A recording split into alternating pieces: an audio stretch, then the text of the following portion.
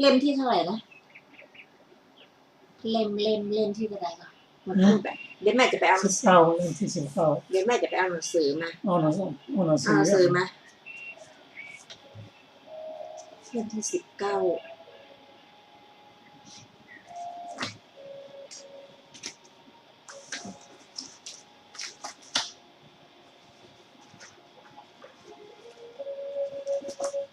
ตั้งแต่หน้าหนึ่งไปเลย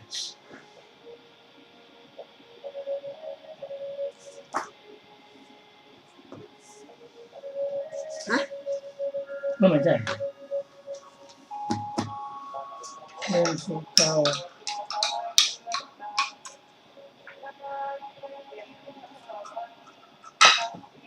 หน้า38นะอาจารย์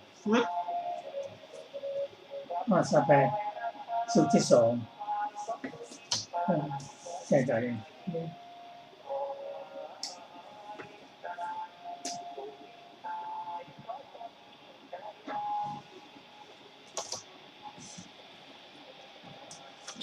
เล่มที่19นะเดี๋ยวไปสอน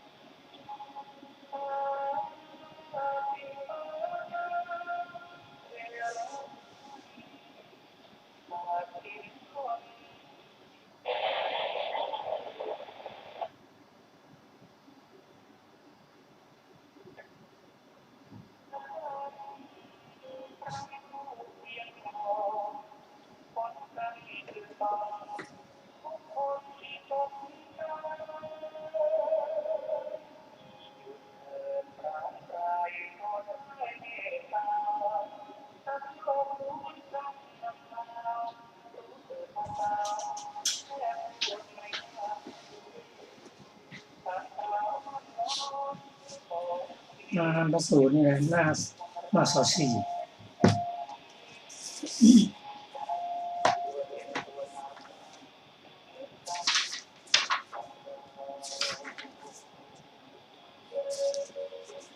ร้านเล่มใหม่กะ19เนาะเจ้ามหาโคเลยกะโอเคแล้วหมู่นั้นแบบอ่านแล้วกะอ่านแบบกระทายอยู่ต้องโอเคจบไปแล้วนั่นนะโอเคเดี๋ยวแม่จะบอกผู้เปิ้ลว่าอย่างไรนะเมื่อกี้มันดีกับมันมีหูแล้วคือแม่ยังไงกันเนี่ยเดี๋ยวหุ่นหูมันอย่างหยาบอ่ะหูมันทอพอนี่นะเจ้าเนี่ยก็ดำปุ่นมันอยู่บนปะ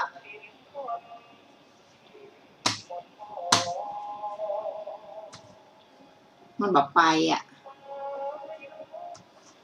ถ้าจะทายหูผู้มันพอ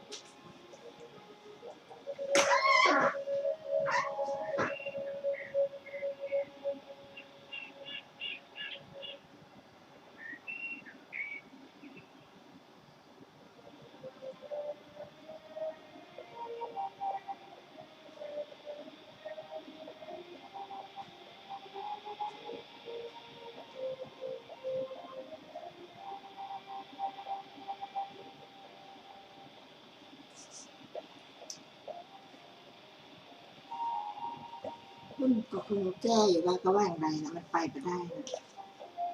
ไม่แบบสามารถเอานี้ไปพ้นได้อะ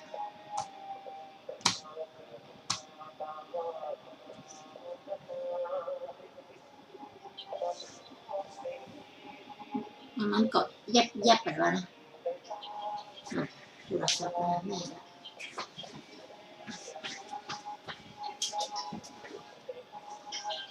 วัน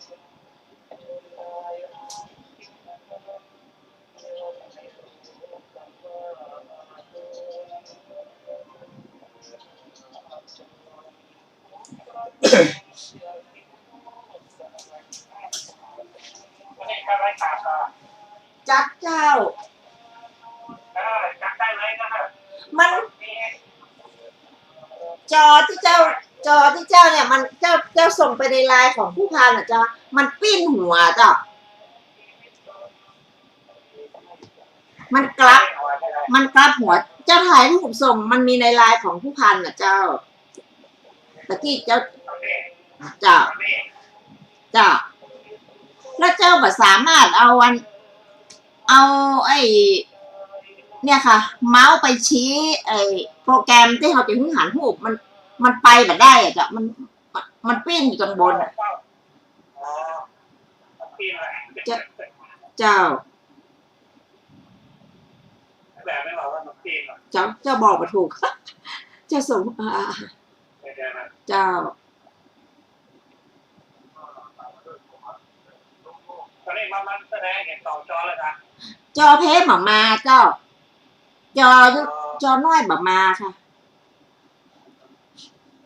แล้วตัวหนังสือมันก็ยัง ตะกี้มากำหมดเนี่ย ตัวหนังสือมันก็ยังซีดแต่จ้ะมันแบบเหมือนกูเตื้ออะจ้ะ แต่ เจ้ามันแบบเข้ม โอ้ยต่างโมมันยังจับ นี่มันแบบ มันแบบเหมือนกูเตื้อจ้ะมันเหมือนกูเตื้อ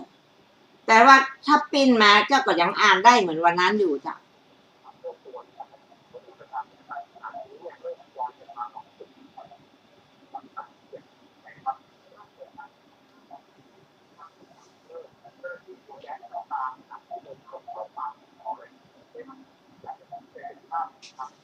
ครับนั่งเลย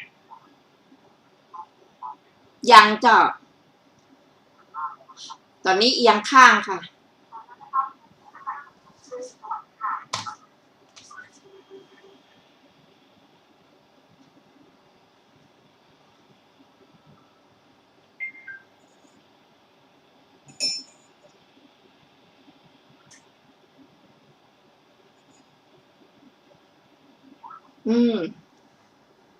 จะตอนนี้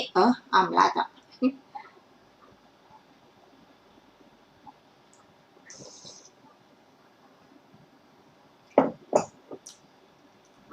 ตอนนี้ถูกข้างแล้วจ้ะ ถูกข้างแล้วครับ ถูกข้างแล้วจ้ะ เล่าอย่างอ่านเลยยังไง ถ้าเจ้า เดี๋ยวนะเจ้าจะลองมาที่ที่เจ้าจะอ่านพระไตรปิฎกอ่ะ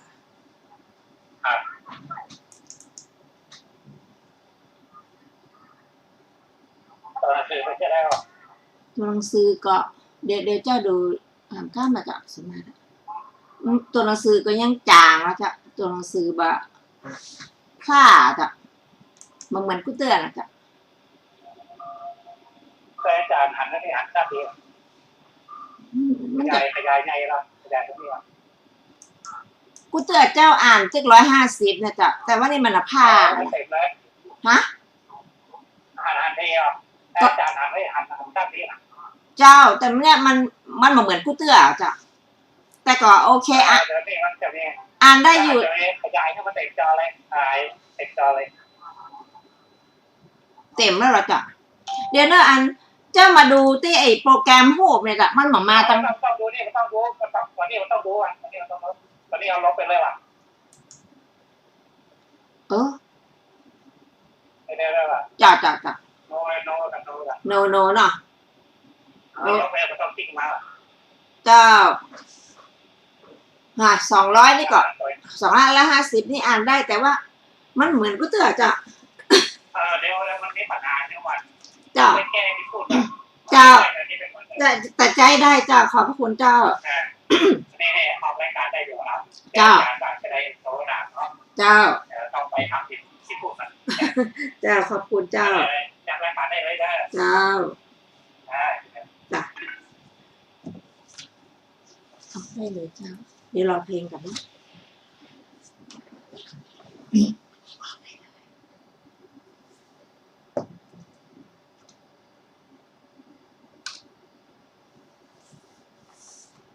ขนอบน้อมแด่พระผู้มีพระภาคเจ้าพระองค์นั้นซึ่งเป็นผู้ไกลจากกิเลสตรัสชอบได้โดยพระองค์เองสวัสดีครับท่านผู้ฟังที่เคารพครับท่านผู้ฟังกำลังรับฟังรายการพระไตรปิฎกลอยฟ้ามีเสนอท่านผู้ฟังทุกวันพุธตั้งแต่เวลา 18 นาฬิกาถึง 19 นาฬิกาดำเนินรายการโดยกับผมบรรเอกธนัทเดชะมีอาจารย์สุรภาเดชะเป็นผู้ร่วมรายการวันนี้เราได้นำพระไตรปิฎกฉบับอรรถกถาเล่มที่ 19 มาศึกษากันในพระสูตรที่ชื่อว่ามหาโพสิงคะสารสูตรซึ่งมีอยู่ที่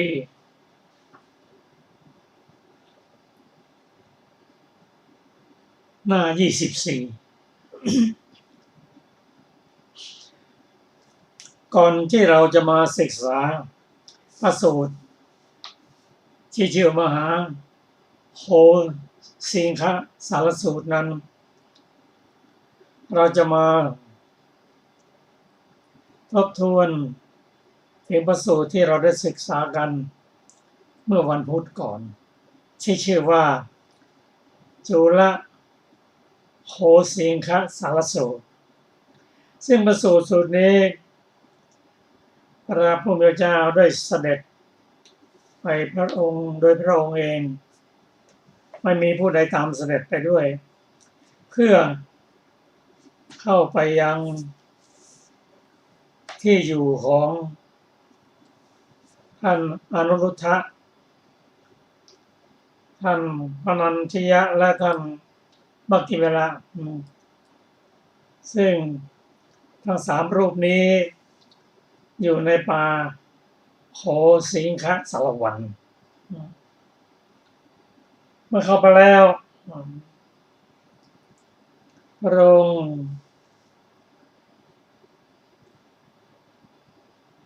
เสด็จไปมีท่านอนุรุทธะท่านนันทิยะและท่านกิเมละต้อนรับพระองค์อยู่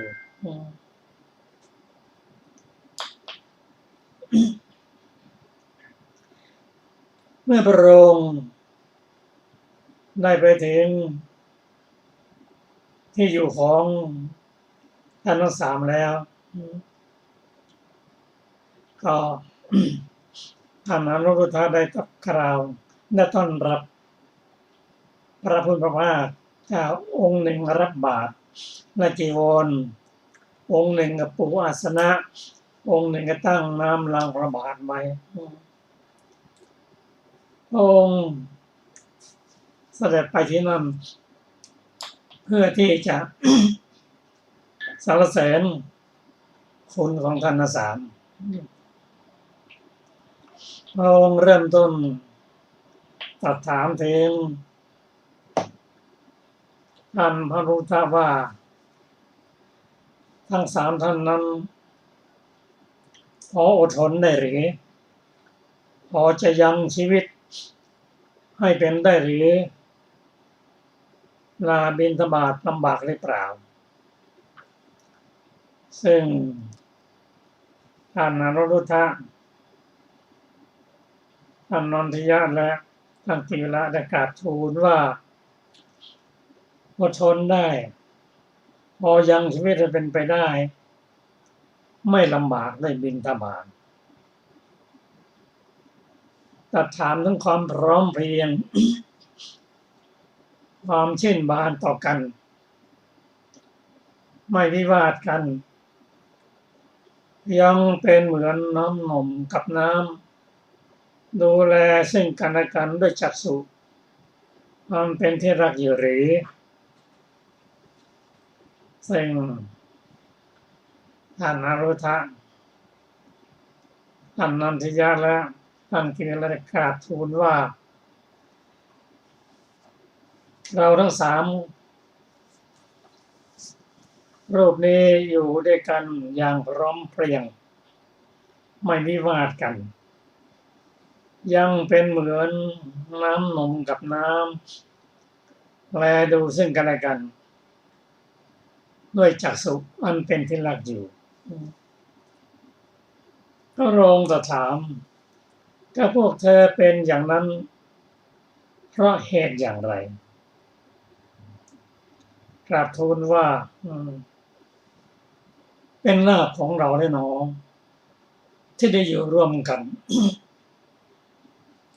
แล้วเราก็เก็บจิตของเราประพฤติตามจิตของทั้งสองท่าน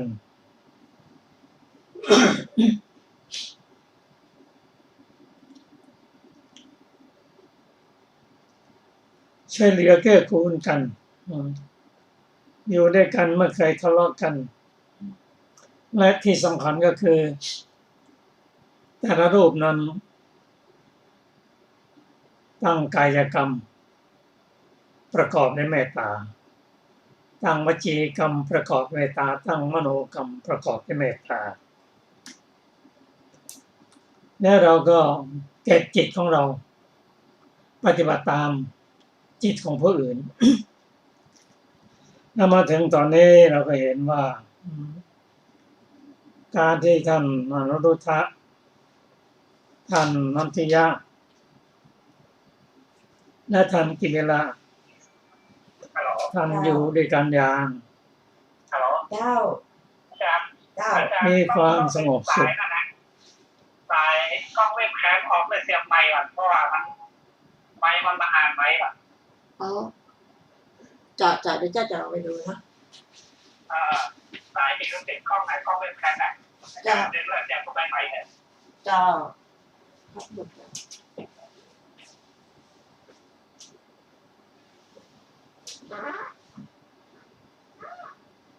ออกมือถือได้ไหม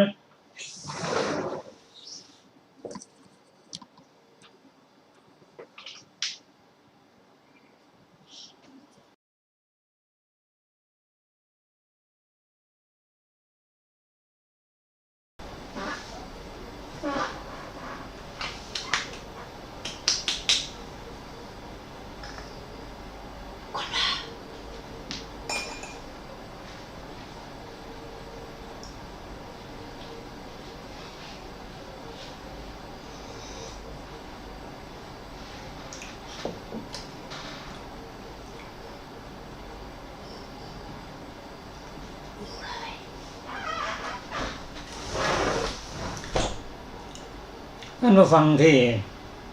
เคารพครับท่านผู้ฟังกำลังรับฟังรายการ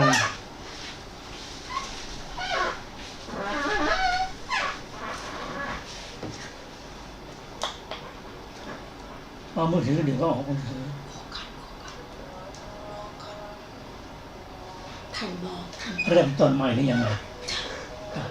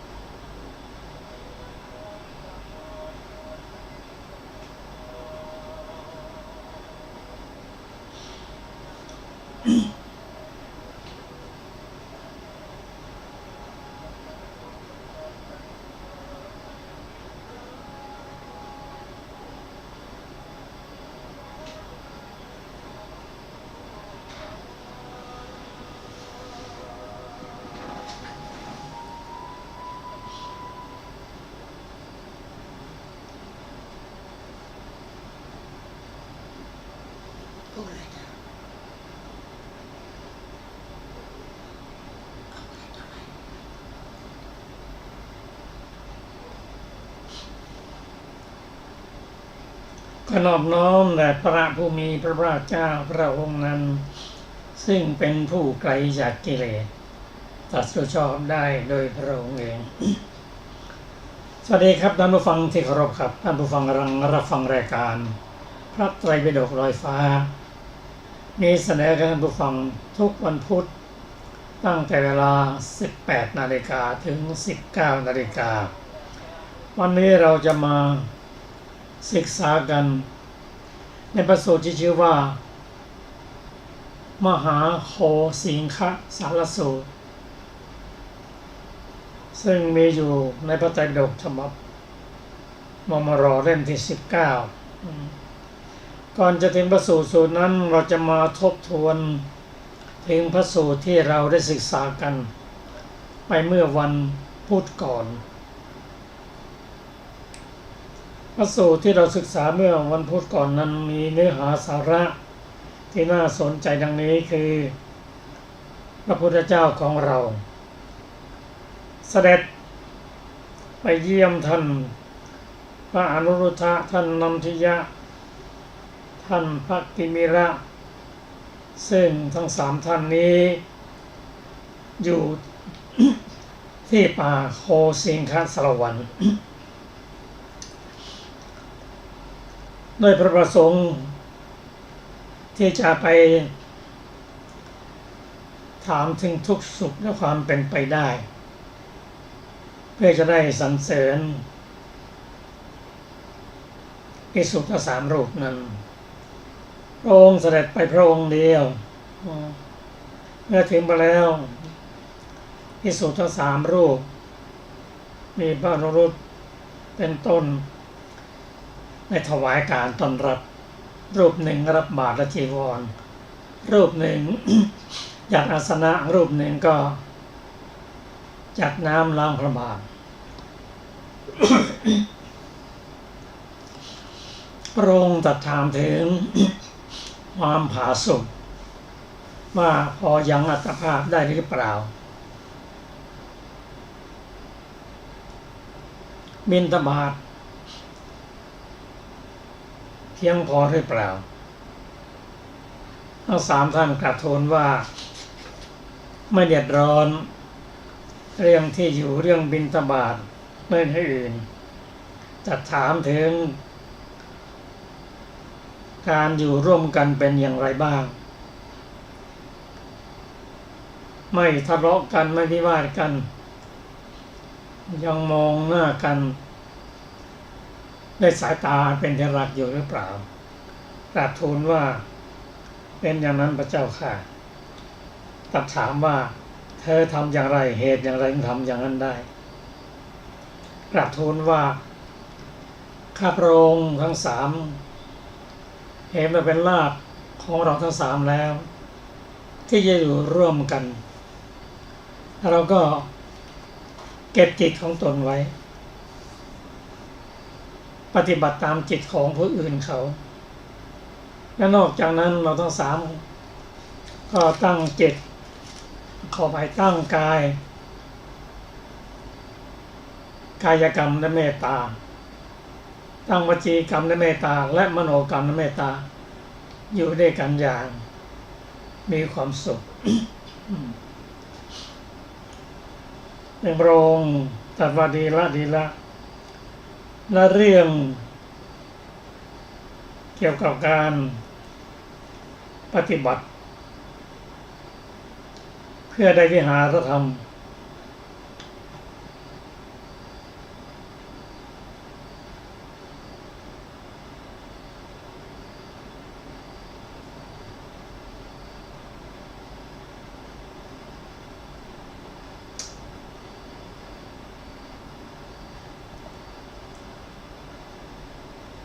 ก็กราบทูลว่า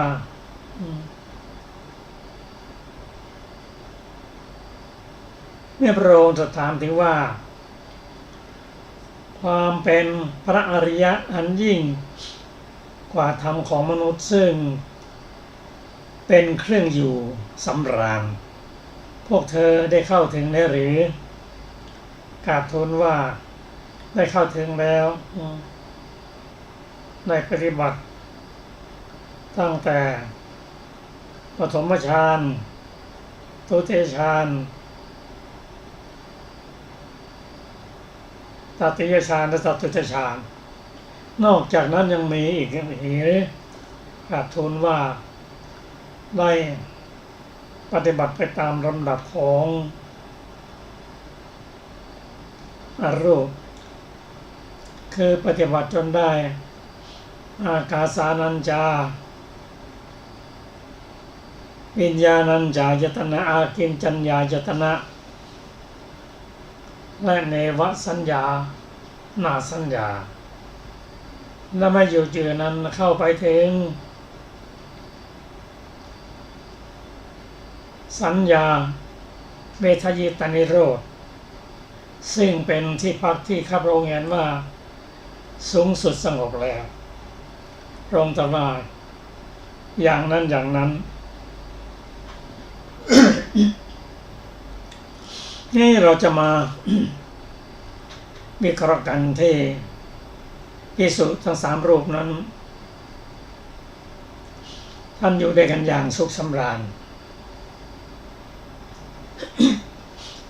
เพราะอะไรเพราะว่าท่านเป็นพระอรหันต์ท่านมีศีลสมาธิและปัญญาเสมอกัน จึงอยู่ด้วยกันอย่างไม่ทะเลาะวิวาทกันซึ่งเรื่องนี้พระองค์ทรงพอพระทัยและพระองค์เสด็จกลับไปแล้วก็เทวดายักษ์ท่านหนึ่งได้มากราบทูลถึงเรื่องท่านอนุรุทธะท่านนันทิยะและท่านกิมละท่านออกบวชสละความสุขเพื่อ ประโยชน์สุขของมหาชนโดยเฉพาะสถานที่พระองค์ประทับอยู่พร้อมด้วยภิกษุอย่างนี้ถ้าใครมีศรัทธาเริ่มต้นแต่ครอบครัวจนถึงหมู่บ้านจนถึงแคว้นจนถึงระดับพรหมนั่นแหละถ้ามีความศรัทธาท่านก็จะเกิดความสุขขึ้นมาในเรื่องนี้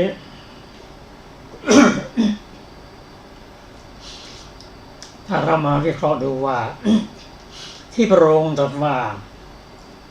ผู้ใดก็ตามที่มีศรัทธาในพระองค์ก็เหมือนศรัทธาในพระธรรมของพระองค์ก็เหมือนศรัทธาในพระสงฆ์ของพระองค์ผู้นั้นจะอยู่ด้วยความผาสุกทั้งในโลกนี้และโลกหน้าเป็นอันประกันได้ว่าไม่ตกในอเวจีมีความเจริญรุ่งเรืองก็ข้อนี้จะเป็นข้อ คิดสำหรับพระสูตรนี้ต่อไปเราจะได้มาถึงพระสูตรที่เราจะศึกษาต่อไปคือมหาโหสิงคสารสูตรขอเชิญอาจารย์สุรภา สวัสดีค่ะท่านผู้ฟังทุกท่านมหาโคสิงคสารสูตรข้าพเจ้าได้สดับมาอย่างนี้สมัยหนึ่งพระผู้มีพระภาคเจ้าประทับอยู่ที่ป่าโคสิงคสารวันพร้อมด้วยพระสาวกผู้เถระซึ่งมีชื่อเสียงมากรูปคือท่านพระสารีบุตรท่านพระมหาโมคคัลลานะท่านพระมหากัสสปะท่านพระอนุรุทธะท่านพระเรวตะท่านพระอานนท์และพระสาวกผู้เถระซึ่งมีชื่อเสียงอื่นๆครั้งนั้นท่านพระมหาโมคคัลลานะเสด็จออกจากที่หลีกเร้นในเวลาเย็นเข้าไปหาท่านพระมหากัสสปะครั้นแล้วได้กล่าวว่ามาไปกันเถิดท่านกัสสปะเราจะเข้าไปหาท่านพระสารีบุตรเพื่อฟังธรรมท่านพระมหากัสสปะรับคำท่านพระมหาโมคคัลลานะแล้วลำดับนั้นท่านพระมหาโมคคัลลานะท่านพระมหากัสสปะและท่านพระอนุรุทธะเข้าไปหาท่านพระสารีบุตรเพื่อฟังธรรมท่านพระอานนท์ได้เห็นท่านพระมหาโมคคัลลานะ ท่านพระมหากัสสปะและท่านพระอนุรุทธะเข้าไปหาท่านพระสารีบุตรเพื่อฟังธรรมครั้นแล้วจึงเข้าไปหาท่านพระเรวตะแล้วกล่าวว่าท่านเรวตะท่านสัตบุรุษพวกโน้นกำลังเข้าไปหาท่านพระเรวตะเพื่อฟังธรรมมาไปกันเถิดท่านเรวตะเราจักเข้าไปหาท่านพระสารีบุตรเพื่อฟังธรรมท่านพระเรวตะรับคำท่านพระอานนท์แล้วลำดับนั้นท่านพระเรวตะและท่านพระอานนท์เข้าไปหาท่านพระสารีบุตรเพื่อฟังธรรมท่านพระสารีบุตรได้เห็นท่านพระเรวตะและท่านพระอานนท์กำลังเดินมาแต่ไกลครั้นแล้วได้กล่าวกับท่านพระอานนท์ว่าท่านอานนท์จงมาเถิดท่านอานนท์ผู้เป็นอุปถากของพระผู้มีพระภาคเจ้าผู้อยู่ใกล้พระผู้มีพระภาคเจ้ามาดีแล้วท่านอานนท์ป่าสิงห์ป่าโคสิงคสารวันเป็นสถานที่น่ารื่นรมราตรีแจ่มกระจ่างไม้สาละมีดอกบานสะพรั่งทั่วต้นกลิ่นคล้ายทิพย์ย่อมฟุ้งไปท่านอานนท์ป่าโคสิงคสารวันจะพึงงามด้วยภิกษุเห็นปานไรท่านพระอานนท์ตอบว่าท่านสารีบุตรภิกษุในพระศาสนานี้เป็นพหูสูตรเป็นผู้ทรงสุตะสังสมสุตะทำเหล่าใดทำเหล่านั้นใดงามในเบื้องต้นงามในท่ามกลางงามในที่สุดพร้อมทั้งอัฏฐะพร้อมทั้งพยัญชนะประกาศพรหมจรรย์บริสุทธิ์บริบูรณ์สิ้นเชิงทำเห็นปานนั้นอันภิกษุนั้นสดับมากแล้วทรงไว้แล้วสั่งสมด้วยวาจาตามเพ่งด้วยใจแทงตลอดดีแล้วด้วยความเห็นภิกษุนั้นแสดงธรรมแก่บริษัทสี่ด้วยบทและพยัญชนะอันราบเรียบไม่ขาดสายเพื่อถอนเสียซึ่งอนุสัยท่านสารีบุตรป่าโคสิงคสารวันพึงงามด้วยภิกษุเห็นปานนี้แลเมื่อท่านพระอานนท์กล่าวอย่างนี้แล้วท่านพระสารีบุตรได้กล่าวกับท่านพระเรวตะว่าท่านเรวตะปฏิภาณตามที่เป็นของตนท่านอานนท์พยากรณ์แล้วบัดนี้เราขอถามเรวตะในข้อนั้นว่าป่าโคสิงคสารวันเป็นสถานน่ารื่นรมราตรีแจ่มกระจ่างไม้สาละมีดอกบานสะพรั่งทั่วต้นกลิ่นคล้ายทิพย์หอมฟุ้งไปท่านเรวตะป่าโคสิงคสารวันจะพึงงามด้วยภิกษุเห็นปานไรท่านพระเรวตะตอบว่าท่านสารีบุตรภิกษุในพระศาสนานี้เป็นผู้มีความหลีกเร้นเป็นที่มายินดีแล้วในความหลีกเร้นประกอบเนืองซึ่งเจโตสมถะอันเป็นภายในมีฌานอันไม่ห่างเหินแล้วประกอบด้วยวิปัสสนาพอกพูนสุญญาคารท่านสารีบุตรป่าโคสิงคสารวันพึงงามด้วยภิกษุเห็นปานนี้แลสรรเสริญทิพยจักษุเมื่อท่านพระเรวตะกล่าวอย่างนี้แล้วท่านพระสารีบุตรได้กล่าวกับท่านพระอนุรุทธะว่าท่านอนุรุทธะปฏิภาณตามที่เป็นของตนท่านเรวตะพยากรณ์แล้วบัดนี้เราขอถามท่านอนุรุทธะในข้อนั้นว่าป่าโคสิงคสารวันเป็นสถานน่ารื่นรมราตรีแจ่มกระจ่างไม้สาละมีดอกบานสะพรั่งทั่วต้น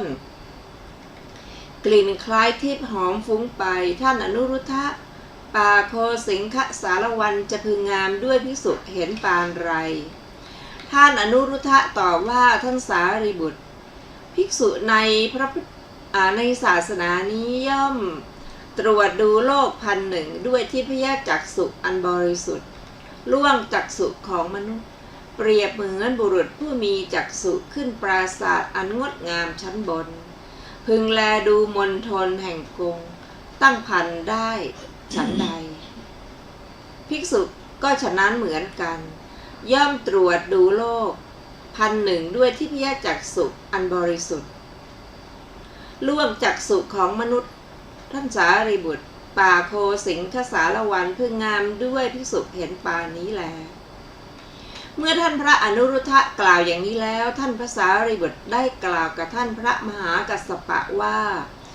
ท่านกัสสปะปฏิภาณตามที่เป็นของตนท่านอนุรุทธะพยากรณ์แล้วบัดนี้ขอถามท่านมหากัสสปะในข้อนั้นว่าป่าโคสิงคสารวันเป็นสถานน่ารื่นรมราตรีแจ่มกระจ่างไม้สาระมีดอกบานสะพรั่งทั่วต้นกลิ่นคล้ายทิพย์ย่อมฟุ้งไปท่านกัสสปะป่าโคสิงคสารวันจะพึงงามด้วยภิกษุเห็นปานไรท่านพระมหากัสสปะตอบว่าท่านสารีบุตรภิกษุในพระศาสนานี้ตนเองอยู่ในป่าเป็นวัดและกล่าวสรรเสริญคุณแห่งความเป็นผู้อยู่ในป่าเป็นวัดด้วยตนเองเที่ยวบิณฑบาตเป็นวัดและกล่าวสรรเสริญคุณแห่งความเป็นผู้เที่ยวบิณฑบาตเป็นวัดด้วยตนเองถือผ้าบังสุกุลเป็นวัดและกล่าวสรรเสริญคุณแห่งความเป็นผู้ถือผ้าบังสุกุลเป็นวัดตนเองถือไตรจีวรเป็นวัดและกล่าวสรรเสริญคุณแห่งความเป็นผู้ถือไตรจีวรเป็นวัดด้วยต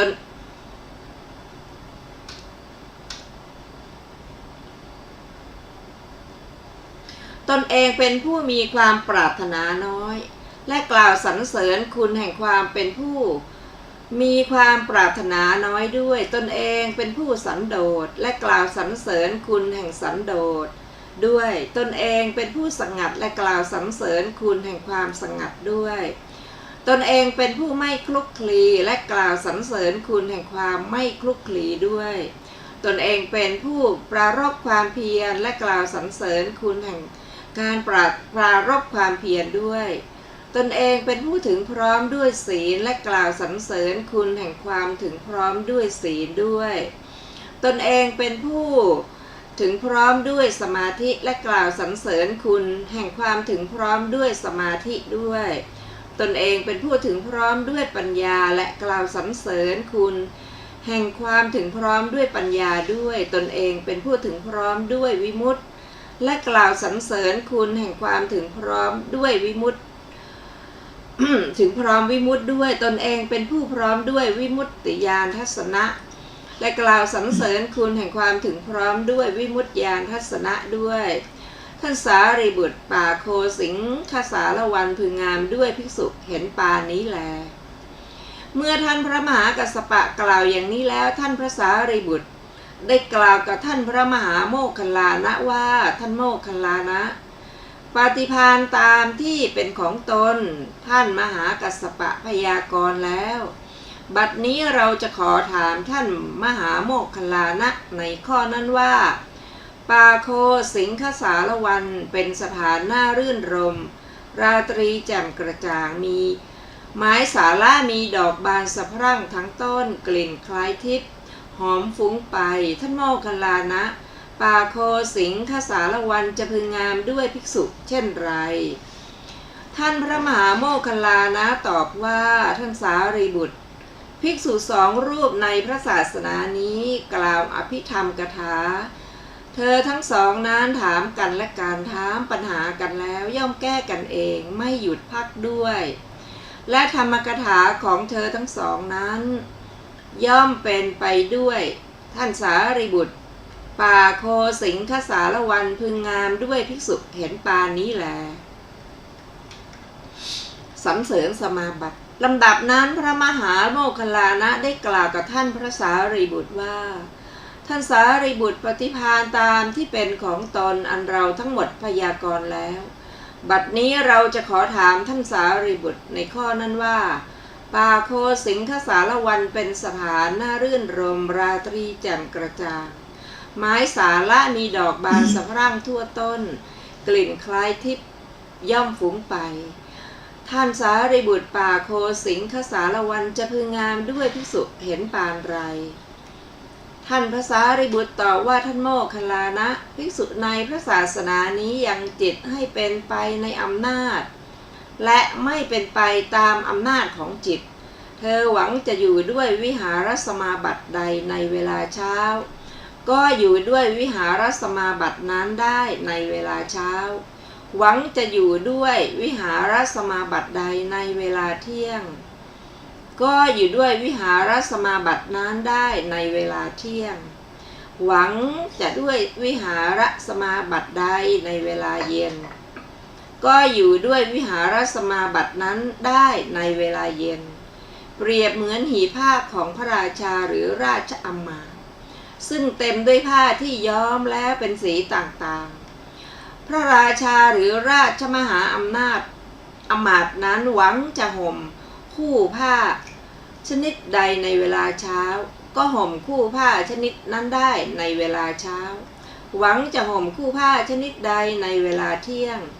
ก็ห่มคู่ผ้าชนิดนั้นได้ในเวลาเที่ยงหวังจะห่มคู่ผ้าชนิดใดในเวลาเย็นก็ห่มคู่ผ้าชนิดนั้นได้ในเวลาเย็นฉันใดภิกษุยังจิตให้เป็นไปในอำนาจและไม่เป็นไปตามอำนาจของจิตเธอหวังจะอยู่ด้วยวิหารสมาบัติใดในเวลาเช้าก็อยู่ด้วยวิหารสมาบัตินั้นได้ในเวลาเช้าหวังจะอยู่ด้วยวิหารสมาบัติใดในเวลาเที่ยงก็อยู่ด้วยวิหารสมาบัตินั้นได้ในเวลาเที่ยงหวังจะอยู่ด้วยวิหารสมาบัติใดในเวลาเย็นก็อยู่ด้วยวิหารสมาบัตินั้นได้ในเวลาเย็นฉันนั้นเหมือนกันท่านโมคคัลลานะปาโคสิงคสารวันพึงงามด้วยภิกษุเห็นปานนี้แลสรรเสริญความเป็นพหูสูตรลำดับนั้นพระสารีบุตรได้กล่าวกับท่านผู้มีอายุเหล่านั้นว่าท่านผู้มีอายุทั้งหลายปฏิภาณตามที่ท่านตามที่เป็นของตนพวกเราทุกรูปพยากรณ์แล้วมาไปกันเถิดพวกเราจักเข้าไปเฝ้าพระผู้มีพระภาคเจ้าอย่างที่ประทับครั้นแล้วจักกราบทูลเนื้อความนี้แด่พระผู้มีพระภาคเจ้าพระผู้มีพระภาคเจ้าจักทรงพยากรณ์แก่พวกเราอย่างใดพวกเราจักทรงจำข้อความนั้นไว้อย่างนั้นท่านผู้มีอายุเหล่านั้นรับคำท่านพระสารีบุตรแล้วลำดับนั้นท่านผู้มีอายุเหล่านั้นเข้าไปเฝ้าพระผู้มีพระภาคเจ้าถึงที่ประทับครั้นแล้วถวายบังคมพระผู้มีพระภาคเจ้านั่งณที่ควรส่วนข้างหนึ่งแล้วท่านพระสารีบุตรได้กราบทูลว่าข้าแต่พระองค์ผู้เจริญขอประทานพระวโรกาสท่านพระเรวัตตะท่านพระอานนท์เข้าไปหาข้าพระองค์ถึงที่อยู่เพื่อฟังธรรมข้าพระองค์ ได้เห็นท่านพระเรวัตตะและท่านพระอานนท์ กำลังเดินมาแต่ไกล ขั้นแล้วได้กล่าวกับท่านพระอานนท์ว่าท่านอานนท์จงมาเถิดท่านอานนท์ผู้เป็นอุปถากของพระผู้มีพระภาคเจ้าผู้อยู่ใกล้พระผู้มีพระภาคเจ้ามาดีแล้วท่านอานนท์ป่าโคสิงคสารวันเป็นสถานน่ารื่นรมราตรีแจ่มกระจ่างไม้สาละมีดอกบานสะพรั่งทั่วต้นกลิ่นคล้ายทิพย์ย่อมฟุ้งไปท่านอานนท์ป่าโคสิงคสารวันจะพึงงามด้วยภิกษุเห็นปานไรเมื่อข้าพระองค์กล่าวอย่างนี้แล้วท่านพระอานนท์ได้ตอบข้าพระองค์ว่าท่านสารีบุตรภิกษุในศาสตร์พระศาสนานี้เป็นพหูสูตรเป็นผู้ทรงสุตตะสั่งสมสุตตะทำเหล่าใดงามในเบื้องต้นงามในท่ามกลางงามในที่สุดพร้อมทั้งอรรถะพร้อมทั้งพยัญชนะประกาศพรหมจรรย์บริสุทธิ์บริบูรณ์สิ้นเชิงทำเห็นปานนั้นอันภิกษุนั้นสดับมากแล้วทรงไว้แล้วสั่งสมด้วยวาจาตามเพ่งด้วยใจแทงตลอดดีแล้วด้วยความเห็นภิกษุนั้นแสดงธรรมแก่บริษัทสี่ด้วยบทและพยัญชนะอันราบเรียบไม่ขาดสายเพื่อถอนเสียซึ่งอนุสัยท่านพระสารีบุตรป่าโคสิงคสารวันพึงงามด้วยภิกษุเห็นปานนี้แลพระผู้มีพระภาคเจ้าตรัสว่าดีละสารีบุตรอานนท์เมื่อจะพยากรณ์โดยชอบพึงพยากรณ์ตามนั้นด้วยว่าอานนท์เป็นพหูสูตรเป็นผู้ทรงสุตตะสั่งสมสุตตะทำเหล่าใดงามในเบื้องต้นงามในท่ามกลางงามในที่สุดพร้อมทั้งอรรถะพร้อมทั้งพยัญชนะประกาศพรหมจรรย์บริสุทธิ์บริบูรณ์สิ้นเชิงทำเห็นปานนั้นอันอานนท์นั้นสดับมากแล้ว ทรงไว้แล้วสั่งสมด้วยวาจาตามเพ่งด้วยใจ แทงตลอดดีแล้วด้วยความเห็นอานนท์นั้นแสดงธรรมแก่บริษัทสี่ด้วยบทและพยัญชนะอันราบเรียบไม่ขาดสายเพื่อถอนเสียซึ่งอนุสัยข้าแต่พระองค์ผู้เจริญเมื่อท่านพระอานนท์กล่าวอย่างนี้แล้วข้าพระองค์ได้กล่าวกับท่านพระเรวตะว่าท่านเรวตะปฏิภาณตามที่เป็นของตนท่านอานนท์พยากรณ์แล้วบัดนี้เราขอถามท่านเรวตะในข้อนั้นว่าปาโคสิงคสารวันเป็นสถานน่ารื่นรมราตรีแจ่มกระจ่างไม้สาระมีดอกบานสะพรั่งทั่วต้นกลิ่นคล้ายทิพย์ย่อมฟุ้งไปท่านเรวตะปาโคสิงคสารวันจะพึงงามด้วยภิกษุเห็นปานไรเมื่อข้าพระองค์กล่าวอย่างนี้แล้วท่านพระเรวตะได้ตอบข้าพระองค์ว่าท่านสารีบุตรภิกษุในพระศาสนานี้เป็นผู้มีความหลีกเร้นเป็นที่มายินดีแล้วในความหลีกเร้นประกอบเนืองซึ่งเจโตสมถะอันเป็นภายในมีฌานอันไม่เหินห่างประกอบด้วยวิปัสสนาพอกพูนสุญญาคารท่านสารีบุตรปาโคสิงคสารวันพึงงามด้วยภิกษุเห็นปานนี้แลพระผู้มีพระภาคเจ้าตรัสว่าดีละสารีบุตรเรวตะเมื่อจะพยากรณ์โดยชอบพึงพยากรณ์ตามนั้นด้วยเรวตะเป็นผู้มีความหลีกเร้นเป็นที่มายินดีแล้วในความหลีกเร้นประกอบเนืองซึ่งเจโตสมถะอันเป็นภายในมีฌานอันไม่เหินห่างประกอบด้วยวิปัสสนาพอกพูนสุญญาคาร ขอไปข้าแต่พระองค์ผู้เจริญเมื่อท่านพระเรวตะกล่าวอย่างนี้แล้วข้าพระองค์ได้กล่าวกับพระอนุรุทธะว่าท่านอนุรุทธะปฏิภาณตามที่เป็นของตนท่านเรวตะพยากรณ์แล้วบัดนี้เราขอถามท่านอนุรุทธะในข้อนั้นว่าปาโคสิงคสารวันเป็นสถานน่ารื่นรมราตรีแจ่มกระจ่างไม้สาระมีดอกบานสะพรั่งทั่วต้นกลิ่นคล้ายทิพย์ย่อมฟุ้งไปท่านอนุรุทธะปาโคสิงคสารวันจะพึงงามด้วยภิกษุเป็นเห็นปานไรเมื่อข้าพระองค์กล่าวอย่างนี้แล้วท่านพระอนุรุทธะได้ตอบข้าพระองค์ว่าท่านสารีบุตรภิกษุในพระศาสนานี้ย่อมตรวจดูโลกพันหนึ่งด้วยทิพยจักษุอันบริสุทธิ์ล่วงจักษุของมนุษย์เปรียบเหมือนบุรุษผู้มีจักษุขึ้นปราสาทอันงดงามชั้นบนพึงแลดูมณฑลแห่งกงตั้งพันได้ชั้นใดภิกษุก็ฉันนั้นเหมือนกันย่อมตรวจดูโลกพันหนึ่งด้วยทิพยจักษุอันบริสุทธิ์ล่วงจักษุของมนุษย์ท่านสารีบุตรปาโคสิงคสารวันพึงงามด้วยภิกษุเห็นปานนี้แลพระผู้มีพระภาคเจ้าตรัสว่าดีละสารีบุตรอนุรุทธะเมื่อจะพยากรณ์โดยชอบพึงพยากรณ์ตามนั้นด้วยว่าอนุรุทธะย่อมตรวจดูโลกตั้งพันด้วยทิพยจักษุอันบริสุทธิ์ล่วงจักษุของมนุษย์ สรรเสริญภิกษุผู้อยู่ป่าเป็นวัดข้าแต่พระองค์ผู้เจริญเมื่อท่านพระอนุรุทธะกล่าวอย่างนี้แล้วข้าพระองค์ได้กล่าวกับท่านพระมหากัสสปะว่าท่านกัสสปะปฏิภาณตามที่เป็นของตนท่านพระอนุรุทธะพยากรณ์แล้วบัดนี้เราขอถามท่านมหากัสสปะในข้อนั้นว่าปาโคสิงคสารวันเป็นสถานน่ารื่นรมราตรีแจ่มกระจ่างไม้สาระมีดอกบานสะพรั่งทั่วต้นกลิ่นคล้ายทิพย์ย่อมฟุ้งไปท่านกัสสปะปาโคสิงคสารวันพึงงามด้วยภิกษุเห็นปานไรเมื่อข้าพระองค์กล่าวอย่างนี้แล้วท่านพระมหากัสสปะได้ตอบข้าพระองค์ว่าท่านสารีบุตรภิกษุในพระศาสนานี้ตนเองอยู่ในป่าเป็นวัด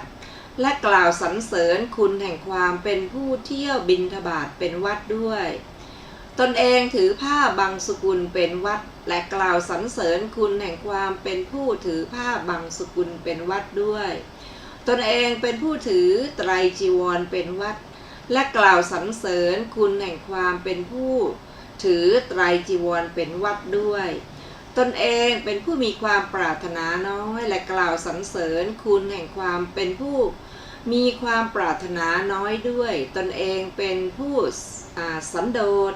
และกล่าวสรรเสริญคุณแห่งความสันโดษด้วยตนเองเป็นผู้สงัดและกล่าวสรรเสริญคุณแห่งความสงัดด้วยตนเองเป็นผู้ไม่คลุกคลีและกล่าวสรรเสริญคุณแห่งความไม่คลุกคลีด้วยตนเองเป็นผู้ปรารภความเพียรและกล่าวสรรเสริญคุณแห่งการปรารภความเพียรด้วยตนเองเป็นผู้ถึงพร้อมด้วยศีลและกล่าวสรรเสริญคุณแห่งความถึงพร้อมด้วยศีลด้วยตนเองเป็นผู้ถึงพร้อมด้วยสมาธิและกล่าวสรรเสริญคุณแห่งความถึงพร้อมด้วยสมาธิด้วยตนเองเป็นผู้ถึงพร้อมด้วยปัญญาและกล่าวสรรเสริญคุณแห่งความถึงพร้อมด้วยปัญญาด้วยตนเองเป็นผู้ถึงพร้อมด้วยวิมุตติ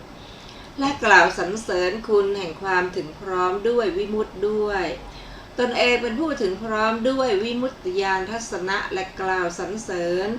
คุณแห่งความถึงพร้อมด้วยวิมุตติญาณทัศนะด้วย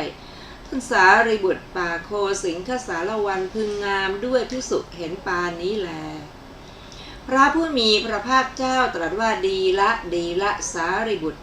กัสสปะเมื่อจะพยากรณ์โดยชอบพึงพยากรณ์ตามนั้นด้วยว่ากัสสปะตนเองเป็นผู้อยู่ในป่าเป็นวัดและกล่าวสรรเสริญคุณแห่งความเป็นผู้เที่ยวบิณฑบาตเป็นวัดด้วยตนเองถือผ้าบังสุกุลเป็นวัดและกล่าวสรรเสริญคุณแห่งความเป็นผู้ถือผ้าบังสุกุลเป็นวัดด้วย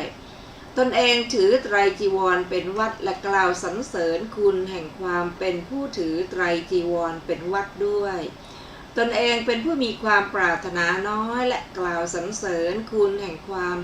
เป็นผู้มีความปรารถนาน้อยด้วยตนเองเป็นผู้สันโดษและกล่าวสรรเสริญคุณแห่งความเป็นผู้สันโดษด้วย ตนเองเป็นผู้สงัดและกล่าวสรรเสริญคุณแห่งความเป็นผู้สงัดด้วย ตนเองเป็นผู้ไม่คลุกคลีและกล่าวสรรเสริญคุณแห่งความไม่คลุกคลีด้วยตนเองเป็นผู้ปรารภความเพียรและกล่าวสรรเสริญคุณแห่งการปรารภความเพียรด้วยตนเองเป็นผู้ถึงพร้อมด้วยศีลและกล่าวสรรเสริญคุณแห่งความถึงพร้อมด้วยศีลด้วยตนเองเป็นผู้ถึงพร้อมด้วยสมาธิและกล่าวสรรเสริญคุณแห่งความถึงพร้อมด้วยสมาธิด้วยตนเองเป็นผู้ถึงพร้อมด้วยปัญญาและกล่าวสรรเสริญคุณแห่งความถึงพร้อมด้วยปัญญาด้วยตนเองเป็นผู้ถึงพร้อมด้วยวิมุตติและกล่าวสรรเสริญคุณแห่งความถึงพร้อมด้วยวิมุตติด้วยตนเองถึงพร้อมด้วยวิมุตติญาณทัศนะและกล่าวสรรเสริญคุณแห่งความถึงพร้อมด้วยวิมุตติญาณทัศนะด้วย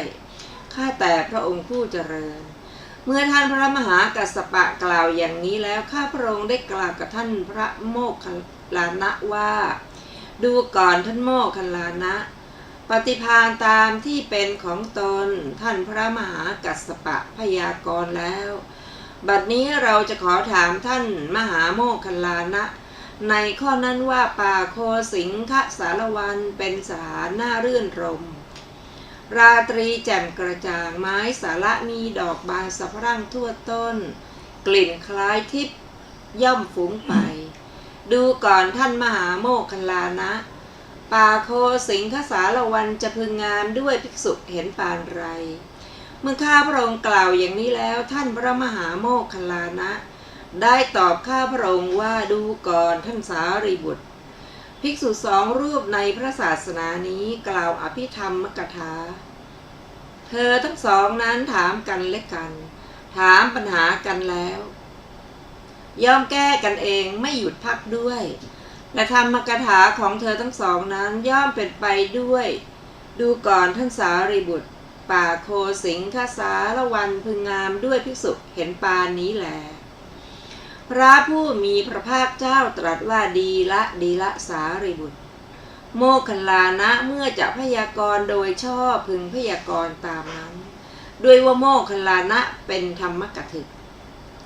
สรรเสริญสมาบัติอีกเมื่อท่านพระสารีบุตรกล่าวอย่างนั้นแล้วท่านพระมหาโมคคัลลานะ ได้กราบทูลพระผู้มีพระภาคเจ้าว่าข้าแต่พระองค์ผู้เจริญในลำดับต่อไปข้าพระองค์ได้กล่าวกับท่านพระสารีบุตรว่าดูก่อนท่านสารีบุตรปฏิภาณตามที่เป็นของตนเราทั้งหมดพยากรณ์แล้วบัดนี้เราจะขอถามท่านสารีบุตรในข้อนั้นว่าปาโคสิงคสารวันเป็นสถานน่ารื่นรมราตรีแจ่มกระจ่างไม้สาละมีดอกบานสะพรั่งทั่วกลิ่นคล้ายทิพย์ย่ำฟุ้งไปดูก่อนท่านสารีบุตรปาโคสิงคสารวันจะพึงงามด้วยภิกษุเห็นปานไรเมื่อข้าพระองค์กล่าวอย่างนี้แล้วท่านพระสารีบุตรได้ตอบข้าพระองค์ว่าดูก่อนท่านมหาโมคคัลลานะภิกษุในศาสนานี้ยังจิตให้เป็นไปในอำนาจและไม่เป็นไปตามอำนาจของจิตเธอหวังจะอยู่ด้วยวิหารสมาบัติใดในเวลาเช้าก็อยู่ด้วยวิหารสมาบัตินั้นได้ในเวลาเช้าเธอหวังจะอยู่ด้วยวิหารสมาบัติใดในเวลาเที่ยงก็อยู่ด้วยวิหารสมาบัตินั้นได้ในเวลาเที่ยงเธอหวังจะอยู่ด้วยวิหารสมาบัติใดในเวลาเย็นก็อยู่ด้วยวิหารสมาบัติในเวลาเย็นเปรียบเหมือนหีบผ้าของพระราชาหรือราชมหาอมาตย์ซึ่งเต็มด้วยผ้าที่ย้อมเป็นสีต่างๆพระราชาหรือราชมหาอมาตย์นั้นหวังจะห่มคู่ผ้าชนิดใดในเวลาเช้าก็ห่มคู่ผ้าชนิดนั้นได้ในเวลาเช้าหวังจะห่มคู่ผ้าชนิดนั้นในเวลาเย็นฉันใดภิกษุยังจิตให้เป็นไปในอำนาจและไม่เป็นไปตามอำนาจของจิตเธอหวังจะอยู่ด้วยวิหารสมาบัติใดในเวลาเช้าก็อยู่ด้วยวิหารสมาบัตินั้นในเวลาเช้าเธอหวังจะอยู่ด้วยวิหารสมาบัติใดในเวลาเที่ยงก็อยู่ด้วยวิหารสมาบัตินั้นได้ในเวลาเที่ยงเธอหวังจะอยู่ด้วยวิหารสมาบัติใดในเวลาเย็นก็อยู่ด้วยวิหารสมาบัตินั้นได้ในเวลาเย็นฉะนั้นเหมือนกันก่อนท่านมหาโมคคัลลานะปาโคสิงคสารวันพึงงามด้วยภิกษุเห็นปานนี้แลพระผู้มีพระภาคเจ้าตรัสว่าดีละโมคคัลลานะสารีบุตรเมื่อจะพยากรณ์โดยชอบพึงพยากรณ์ตามนั้นด้วยว่าสารีบุตรยังจิตให้เป็นไปในอำนาจและไม่เป็นไปตามอำนาจของจิตเธอหวังจะอยู่ด้วยวิหารสมาบัติใดในเวลาเช้าก็อยู่ด้วยวิหารสมาบัตินั้นได้ในเวลาเช้าเธอหวังจะอยู่ด้วยวิหารสมาบัติใดในเวลาเที่ยงก็อยู่ด้วยวิหารสมาบัตินั้นในเวลาเที่ยงเธอหวังจะอยู่ด้วยวิหารสมาบัติใดในเวลาเย็นก็อยู่ด้วยวิหารสมาบัตินั้นได้ในเวลาเย็นสรรเสริญความสิ้นอาสวะเมื่อพระผู้มีพระภาคเจ้าตรัสอย่างนี้แล้วพระสารีบุตรได้กราบทูลพระผู้มีพระภาคเจ้าว่าข้าแต่พระองค์ผู้เจริญคำของใครหนอเป็นสุภาษิตพระผู้มีพระภาคเจ้าตรัสว่าดูก่อนสารีบุตรคำของพวกเธอทั้งหมดเป็นสุภาษิตโดยปริยายก็แต่พวกเธอจงฟังคำของเราถามว่าปาโคสิงคสารวันจะพึงงามด้วยภิกษุเห็นปานไรนั้นเราตอบว่าดูก่อนสารีบุตรภิกษุในศาสนานี้กลับจากบิณฑบาตในเวลาหลังพัดแล้วนั่งขัดสมาธิตั้งกายให้ตรงดำรงสติมั่นเฉพาะหน้าว่าจิตของเรายังไม่หมดความยึดถือความถือมั่นยังไม่หลุดพ้นจากอาสวะทั้งหลายเพียงใดเราจะไม่ทำลายบัลลังก์นี้เพียงนั้นดังนี้ดูก่อนสารีบุตรปาโคสิงคสารวันพึงงามด้วยภิกษุเห็นปานนี้แลพระผู้มีพระภาคเจ้าได้ตรัสพระพุทธภาษิตแล้วท่านผู้มีอายุเหล่านั้นชื่นชมยินดีพระภาษิตของพระผู้มีพระภาคเจ้าแล้วแล จบมหาโคสิงคสารสูตรที่2พ ท่านผู้ฟังที่เคารพค่ะวันนี้รายการพระไตรปิฎกลอยฟ้าก็ได้หมดเวลาลงแล้ว ขอขอบพระคุณทุกท่านที่ได้ร่วมศึกษาด้วยกัน เราจะได้มาพบกันใหม่ในวันพุธหน้าเวลาเดียวกันนี้ ขอมีความสุขสวัสดีเจริญในธรรมทุกท่านค่ะวันนี้สวัสดี สวั ค่ะ สดีครับ